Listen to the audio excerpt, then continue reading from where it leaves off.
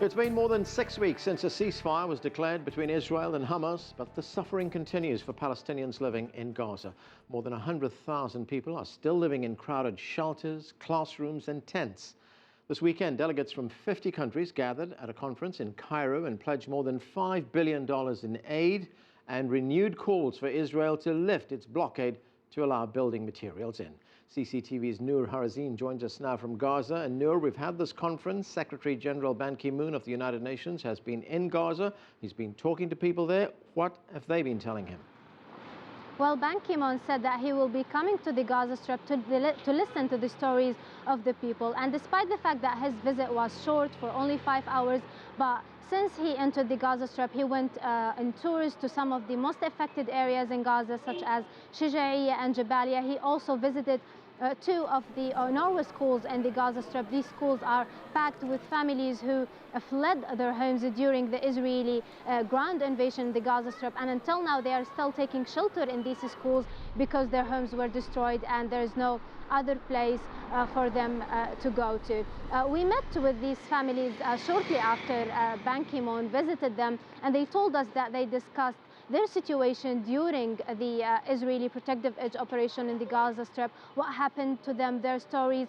They also told us that these families asked Ban Ki-moon to offer them a better, healthy housing unit. Some of these families asked them for an emergency aid, just like food and clothes, especially winter is approaching. Now, Noor, you've been in some of these neighborhoods that were destroyed. Have rebuilding efforts started at all?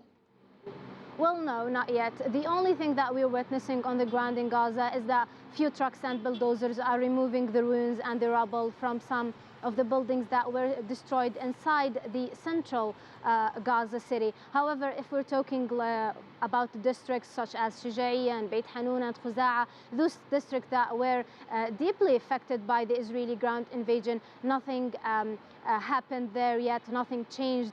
And the fact what is happening there is that the trucks and bulldozers was not able to enter these areas because of the narrow streets, and most of the streets are closed by 6-floor buildings or 5-floor buildings.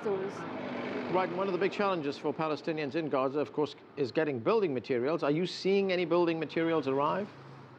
Well, a Palestinian official, Hussein Sheikh, said that today building materials will enter the Gaza Strip, and building materials did enter the Gaza Strip today. However, these materials are not in the hands of the residents and the normal people to be able to rebuild their homes. These building materials will be used for private sectors and private projects. Today in Gaza, 15 trucks of cement entered the Gaza Strip, 10 trucks of steel, and also 50 trucks of gravel entered the Gaza Strip in order to supply these private projects. And what is life like on a day-to-day basis for Palestinians in the Gaza Strip?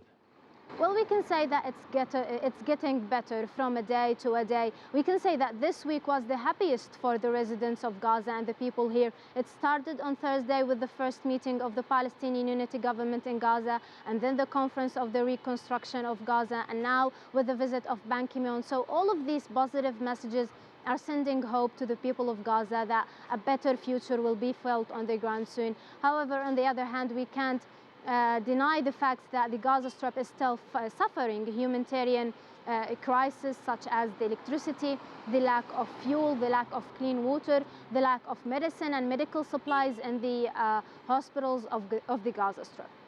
Thanks, Noor. CCTV's Noor Harazeen there reporting from Gaza.